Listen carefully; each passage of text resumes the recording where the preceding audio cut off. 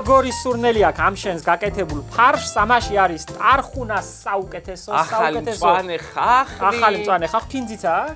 არა, ქინძი არ უნდა. ჩვენ ტარხუნა გურიაში ნანახიც არ გქონდა. არა.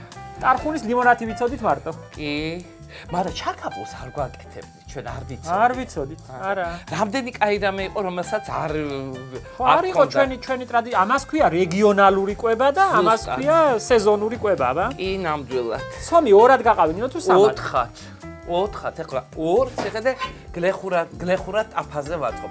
ისე ქალაქში აწყობენ მოთხკუთხეთ ჟარონებზე, ასე ვთქვათ, და ღუმელში თავს მოუბრაწავენ და მე გამოვაწყობ ტაფაზე. გადააბრუნებ თუ გადააბრუნებ ღუმელში გამოვაწყობ? ღუმელში გამოვა, ესე შემდეგ ვუხებ. გადაბრუნება არა გაქვს. ხოდა ძალიან ცომიც ეხლა რამდენი კაი რამე უქენი მაგაში? ამაში მეუყავი კვერცხი. თქვენი რეკომენდაციით უყავი აჭარის გამოგზავნილი აჭარიდან ერბო, ჩემო კარგო, მარილი, ცოტა შაქარი, и всё. და ამაში აქვს შავი პილპილი? ამაში აქვს. აბა უყავ, მაგრამ ცოტა დაამატე, კარგი. ზურა. ისე შეიცხადებ, გეგონება რამე დავახშავე. არა, მე არ მინდა გადამლაშთეს და გადამწყვეტეს. არ გადამლაშთება, ნახე მოუხდეს. ზურიკო, უნდა მომეხმარო ახლა შენ ერთ რამეში. რაში? ჩემი მეგობარია ერთი კარგი ბიჭი, გურული ირაკლი ინაძე, რომელიც ძველი რაგბისტია და რამდენი წელია ეძებს. და ახლა მითხრა, თქვენ გამოაცხადეთ, იქნება მეშველოს რამე. გურიაში ლელობურთის ხო იცით? აღდგომას უკავშირდება ეგ ლელობურთი. კი, ლელობურთის თამაში რო იწყებდნენ დანამდვილებით ვიციო. ქალები აბზადებდნენ რაღაცა სასმელს, რომელიც თამაშის დაწყების წინ. მე ვიცი მაგი, მაფიცხარაზე ლაპარაკო? მაფიცხარა. ვიცი მე გამბა. რას მეუბნები? არიქა მიშველი. აი ადამიანო, აი დედმამიშვილო, გეკითხა წინასწარ. და რას მეტყვის? მითხარ და როგორ მზადებოდა, რა არის შიგ მაინტერესებს. დიდად თავს ვერ მოვიწონებ ცოდნით, მაგრამ ვიცი რომ შედიოდა თაფლი, დიახ, რძე, მე და თაფლის არა. ზურიკო, რას ლაპარაკობ? ეს სამი ინგრედიენტი ნამდვილად ვიცი. შენ რატო იცი? მაგი ეგ არის ლანჩხუთელების თამაში, ოზურგეთის მე მყავს ბიძა, ავთანდილ ღლონტი. დიახ. მონადირე.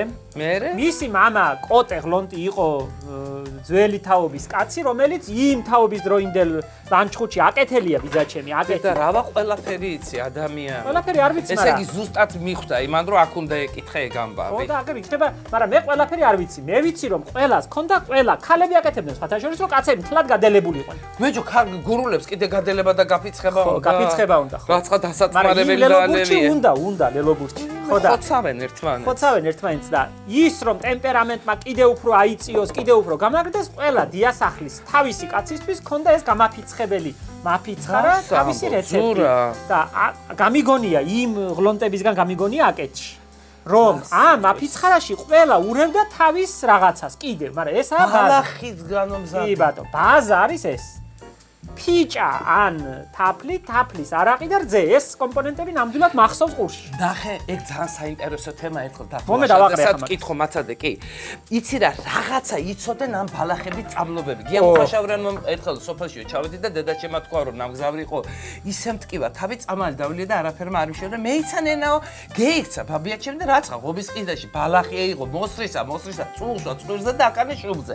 თვალებს შო და ქალს 15 წუთში თავის ტკივილი გაუგრა. იყო მაგი. ბუნჭო იყო, რას ამბობ? კაი, მეტი არ უნდა. და ბებიაჩემი მოკრებთა მაგ ონჭოს. მერე შეკრავდა ასე პატარა კონად და ლეიბის ქვეშ ბალიშის ქვეშ ამოგვიდა. და რა შვებოდა? 7 ძილისთვის. უიმე, რას მეუბნები, რა საინტერესო ამბებია. კი, ეგ საინტერესო. მაგაზე ხა თავიდან დააძევიდან დააძოთ იმას მეორე. ხო, ერთფენა უნდა აუცილებლად უნდა დაახრიტო ისა ჩანგრით, მაგასაც ვიზამ ეხლავე, ხო შეიძლება დამელო და კიდე ერთი ამბავი უნდა გავიხსენო, გაფიცხებოთ ხო მითხარი რა. სანამ ამბავს გავიხსენებდით, თქვათ რომ ეს ჩვენი და სოფლის ამბავი არა. ეს ქალაქური კულტურა. კი, ნამდვილად. ჩემი მასწავლებლები, გაპრანჭული ქალბატონები, განათლებულები, კულტურულები, ლამაზები, საზოგადოებაში გამოსული ქალები, ყველა აცხობდა ტარხუნის პეროქს, ხორცის პეროქს და კომბოსტოს პეროქს. სამაქიეროთ, რას ვაცხობდით კიდე ჩვენ აჩმას? აჩმა სხვა რამეა. და ხაჩმას. აჩმა და ხაჩმა სხვა რამეა და ეს ამბები მე მგონი ფლატ ქართულიც არ უნდა იყოს. მე გეუბნები ჩვენ რა ვიცოდი ხო და ეს აი მე რომ უკვე სტუდენტი გავხდი, ჩემს მასწავლებლებთან დავახლოვდი, დავდიოდი, მეპატიჟებოდნენ ისი, ასე ყველგან შემოგთავაზებდნენ მანანა გედევანიშვილთან მაგალითად შემოგთავაზებდნენ ხორცის პეროგი და არტალას ბულიონი. ეს იყო რაღაცა კომბინაცია. ქალბატონი მანანას ულამაზეს სახლში, ულამაზეს გარემოში, ასე ძალიან აღნატებულ, ძალიან ლამაზ, ძალიან გემოვნებიან, ძალიან ზომიერ ქართულ გარემოში გიმასპინძლებდნენ ლამაზი ჭურჭლით, არტალას ბულიონი და ხორცის ღვეზე. შვენიერი, ყველაფერი ერთმანეთს მიყვება ლოგიკურათაც. დესერტად ბლომანჟე. ვარდისფერი ბლომანჟე. ბლომანჟე, შოკმანჟე და სხვადასხვა მანჟეები. მანჟეები, არა, იქ იყო მხოლოდ ვარდისფერი ბლომანჟე. უი რა საბო. ზურად არ დამავწყდეს, იმიტომ კაი ამბავია და მინდა გავიხსენო, აი თამაშის წინ გამაფიცხარაზე რომ ვლაპარაკობდი. მე ბევრი წლის წინ ვიყავი მთათუშეთში და ის პერიოდი დავხვა, როცა სოფლის დღეობებს იხდი და იქაურები ეს სოფლის დღეობები მაგათი დიდი ძირძველი ტრადიცია.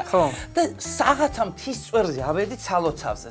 სალოცავში ისხდნენ ქალები, მარტო ქალები და სვამდნენ, გარმონზე უკრავდნენ და იქეთ მხარეს იყო კაცების ახლა თუ შევს ყველა ეცოდინება, მაგრამ ჩვენთვის იყო წარმოუდგენელი სანახაობა.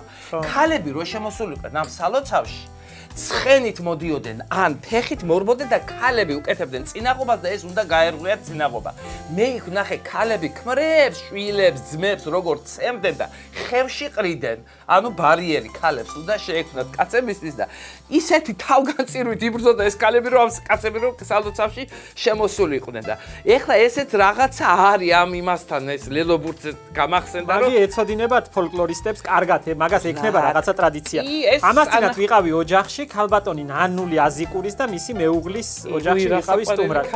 უსაყვარლესი და ისეთი ცოდნა სუფევს ამ სახლში, ისეთი სიკეთია, ისეთი სიხარულია. ძალიან მომინდება რომ ჩვენს მაყურებელსაც გავაცნოთ ის ოჯახი.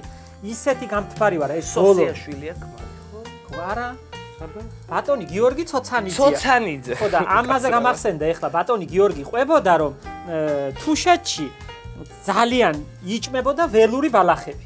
ეხლა ვეკითხებოდი მე ამბავი მაქვს რაღაცა დიდი ამას ცალკე მოუყვები ჩვენს მაყურებელს და მინდოდა რაღაცა ინფორმაციები და ვთხოვე მოეყოლა ჩემთვის და ბატონმა გიორგი მითხრა რომ თუშეთშიო დიდად არაფერი არ მოყავდათ ბოსტნებშიო უფრო ველური ბალახებით იკვებებოდნენო და კახედლებიო დასცინოდნენო თუშებსო ეგის ხალხიაო რომლებიც ყველა ბალახ-ბულახს ჭამენო და განსაკუთრებით ღიმას ეტანებიანო ხო ეგ რომელია ერთ-ერთი ველური ბალახია ხო და კარგად ყვება ამას ძალიან ლამაზად და ისე გულიანად. უი, რა მშვენიერი გამოვიდა ნინო მაგი? მშვენიერი, რატო არ უნდა გამოსულიყო მშვენიერი, ჩემო ძვირფასი. უნდა დაჩხლიტო ახლა? უნდა დაჩხლიტო აუცილებლად, აი, როგორი საჩხლეტი მაქვს. ნინო, ეს ფარში ეყოფა 2-3. მე გავაკეთებ ამის სამი დიდი ის არ უნდა მომზადება, ხო, დიდი მასე შეხედე როგორი საჩხლეტი მაქვს ზურა.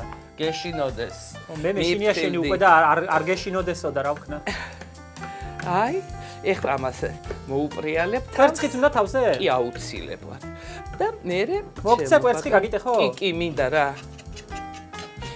გული უნდა მარტო თუ რა უნდა? მარტო გული. თავის გასაპრიალებლად. შევისხი ყველაფერი. დაისვარე ხო? კი. მოვახერხე. მომე ამას გადაუღრი და ჭის. ამაში ჩაგიზდება გერ. ერთი გაყოფა? ერთი მეყოფა, აბარა. აჰა. დაფერი ყვითელია ნახე? ხო. რატო ნეტა? რატო და სიმინდი აქვს ნაჭამი. ოხებს მაგას სიმინდი აქვს ნამდვილად ნაჭამი. აჰა.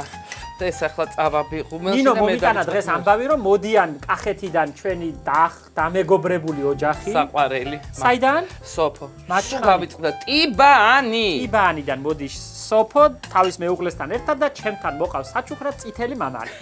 ისეთი გახარებული ვარ ამ დილიდან ვერ ვეტევი კანში ერთი სულმა წითელ მამალს როდის დევინახავ. მიყვარს წითელი მამალი. აკრო იყივლებს ახლა მე ნახე შენ. არ უყივლია მამალს ჩემ სეზონში.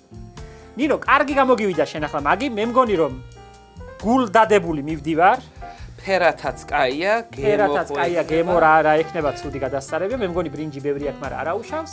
აღარა აქვს ბრინჯი ბევრი, კვერცხით დაუმატე მე და აღარა აქვს, მაგრამ თავად აწიმე მოთოშულხაც დაუმატე. აი, რაფერ შენ იყო შენ გეეცი პასუხი მე რომ გაგაკრიტიკებენ ტელევიზორში. რატო გამაკრიტიკებენ? არ გაგაკრიტიკებენ? არა. იგი რომ და გავიწყდა მოთუშული ხახვის ჩადება? არ დამავიწყდა, აქ მივითხარ ჩვენი რეცეპტით არ უნდა და კარგი რახანა აქ ვარ, თქვენი რეცეპტით გავაკეთებ. აი შენ რუბრიკაში ვართ, მაგრამ აი როგორც სიტყვით. ხო, ერთხელ ხო უნდა გაუგონო ადამიანს, კაცო, რომ გეუბნება და გირჩევ, მოუსინჯა ვიქნება ასე უკეთესი იყოს. ფინიერი ხარ და სხვისი გაგება რა. მე ძალიან შეიძლება რომ გავთხოვდი და ჩემ დედამთის კითხეს აფერია შენი ერთად რომ გადასწარები კოკოა. არაფერს არ გააკეთებს რომ არ იკითხოს, მაგრამ ბოლოს მან რომ იცის მაინც ისე აკეთებს. დავახასიათ. მაგია შენ დიაგნოზი. კი ბატონო, ეხლა მე ამას წავიღებ, შევდებ ხუმელში და შევაფიცკი. კაი ბატონო. და მე არხონის ლიმონადი უნდა მივაყოლოთ. კიდე ხო მაგას სუფრაზე მოვიტან, მე ცოტა დრო უნდა. დრო უნდა და კიტრები არ დაგავიწყოს ასე 2 კიტრი შიგნით. ის კიტრი თავის საქმეშობა. რა თქმა უნდა. მე ხომ მოგიყევი კინოში მივიღე მონაწილეობა და ტარხუნაზე ვილაპარაკე, გამოცდილი კაცი ვარ. ირანში მოგიტანენ, იცი მე ირანში ხო ვიყავი? რამდენჯერმე ვიყავი ირანში ჯიშების ჩამოსატანად. მერე? მაგაზე ცალკე მოვყვები იასამნების და ზამბახების ამბებს ირანზე. ის კაი ამბავია. ხო და ირანში მოგიტანენ გრილ, იქ ხო ცხელა. და მოგიტანენ ცივ ტარხუნის ნაყენს ამ საღამოს გასართობად რომ მიდიხარ. დღისით არსა ტარხუნა არ ჭაჭანებს. და საღამოს მოგიტანენ როგორც ანგმგზნები. იმ მაფიცხარასავი მე უთხრათ იმათ რომ ჩაამატონ ტარხუნა იმ რეცეპტს. მე მგონია რომ გურულებს ურჩიოთ რომ ტარხუნა არიციან გურულება ტარხუნა იშვიათად არის. აი მე მაგენ თუ აღეგზნო კიდე რომ დააწყვებია შეიძლება გადალახონ საზღვარიდან წავიდეს. აჰა. ჩვენ ამ გემრიელი სურნელით, ნამდვილით, ბუნებრივით, არა გამოგონილი, არა გაპრანჭული ემოციით და ნამდვილი გაზაფხულის ამბებით, გემშვიდობებით, ჩვენ გველოდება დანარჩენი ამბები ბაღში, ნინო დააცხობს, დააპიწყინებს, არ ეზარება და აფერი და ჩვენ სხვაგან წავალთ და ბაღში ბევრი რამე გვაქვს სანახავი და საჩვენებელი. კი გენაცვალე. დროებით. დროებით. კარგად წავდებოდეთ.